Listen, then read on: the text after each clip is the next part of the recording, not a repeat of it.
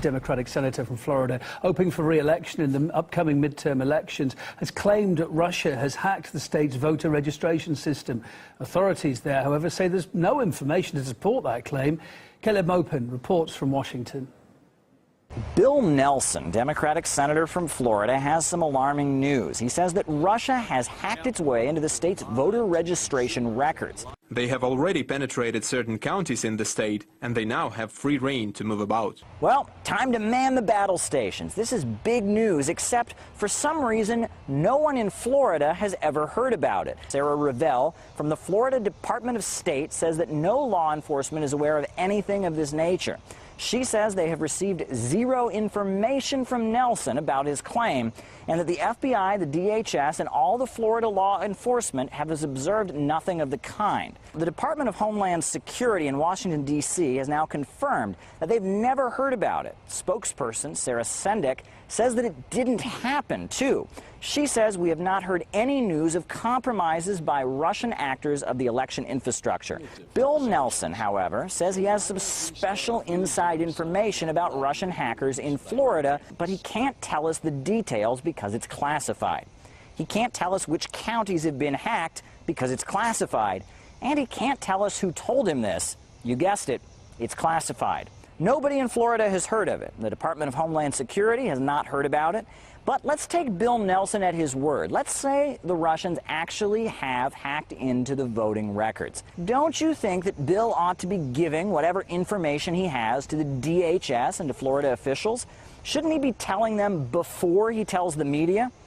If they haven't heard about it yet, shouldn't they have heard about it now? And shouldn't they now take that information and stop the breach? Why is Bill not swinging into action, getting all the local and federal officials involved? Well, that's classified. So classified that Bill is holding all the cards and leaving the rest of America in the dark.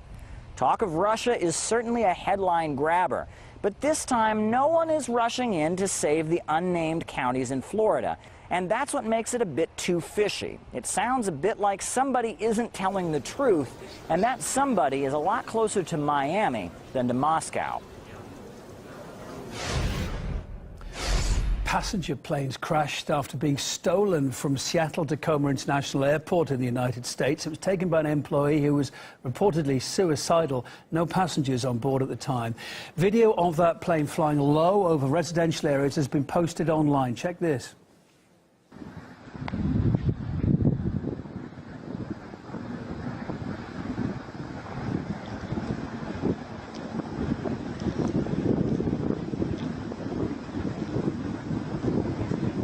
What the hell is this guy doing?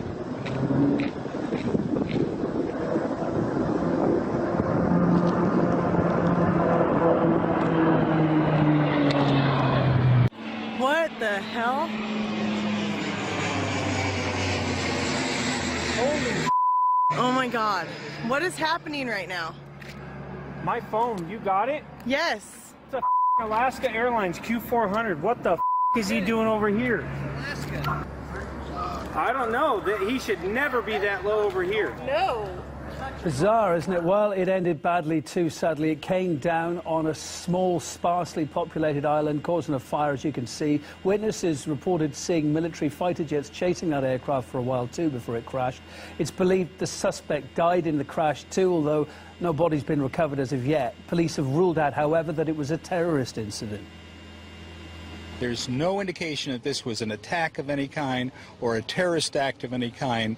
It apparently was somebody who did something wrong, did something foolish, and may well have paid with his life. Exactly the circumstances of why this person was flying a small commercial plane with props, I have no idea.